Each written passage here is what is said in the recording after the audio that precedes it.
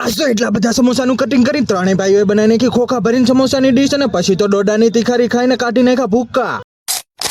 આજ તો હવારમાં એટલા બધા બટેટા બાફીને ફોલી નાખ્યા અને પછી તો બનાવી નાખ્યા તાહડા ભરીને સમોસા. પછી તો હું થોડાક સમોસા લઈને પોગી ગયો તો લારી અને વાહ પપ્પા આવી ગયા ને પપ્પા તો આખું કેરેટ ભરીને સમોસા લાવ્યા હતા. હવે તમને એમ થતું હશે કે આખું કેરેટ ભરીને સમોસા ખાઈ જાય તો નહીં મિત્રો, આજે તો આપણે બહુ મોટો સમોસાની ડીશનો ઓર્ડર છે એટલે હવે ખોટી સભાઓ ભર્યા વગર હું ને મારા મિત્રો બેસી ગયા સમોસાનું કટિંગ કરવા.